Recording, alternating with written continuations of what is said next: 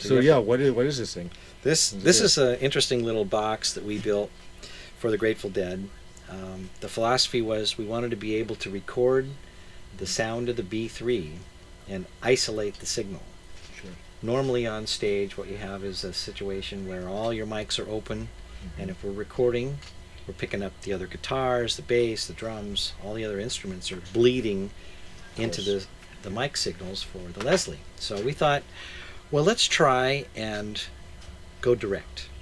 Like a lot of places, you know, guitar signal, bass signal, drums are hard, but you can go direct. Go direct. Well, traditionally the B3 doesn't have an output other than just the speaker. Correct. Right. So we had to build our own little interface. Yeah. So, and actually building a direct signal from the B3 to the recording console is real easy. That's the simple part. Yeah. The thing we were trying to get a grip on was when you play a B3, you have the Leslie with a speed control of the rotating speaker baffles inside the Leslie. So we wanted to try and find a way to map that. And we came up with this box, which basically listens to the switch from the B3 console, and it applies a tone to one channel of the tape machine depending on where the switch is. So in the off position, the slow position, there's no tone going to the tape. Sure. In the fast position, we create a tone and we send that to the tape, and that then becomes the cue of where the speed control switch is. From there, we can take the direct B3 signal back to the studio, play that into a Leslie, and on the second half of our box is we have an encoder side, and then the decode side listens for the tone and then provides the speed control signal to the Leslie.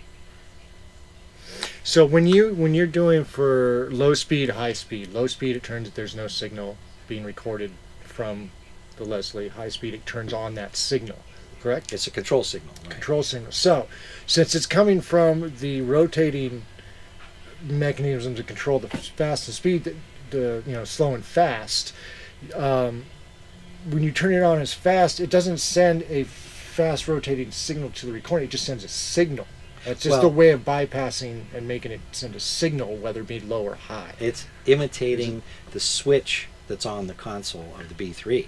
Got it. So it's not actually imitating the sound of that fast or slow rotation. No, we're actually controlling the Leslie speaker cabinet in the same way it would be controlled from the B3 console. Got it. As if the player was sitting there operating That makes sense, yeah.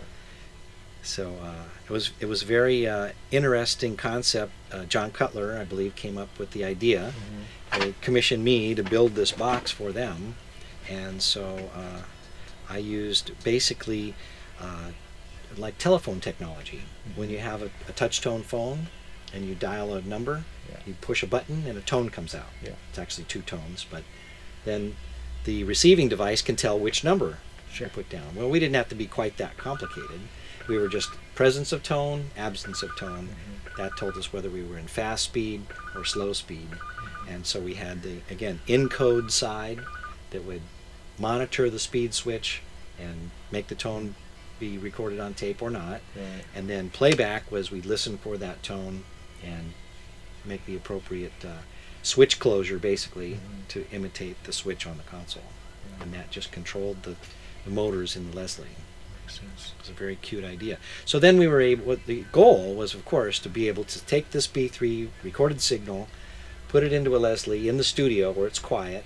We have total isolation, and the thing would operate itself. And it would just automatically recreate what was going on stage, but with the isolation of just Leslie.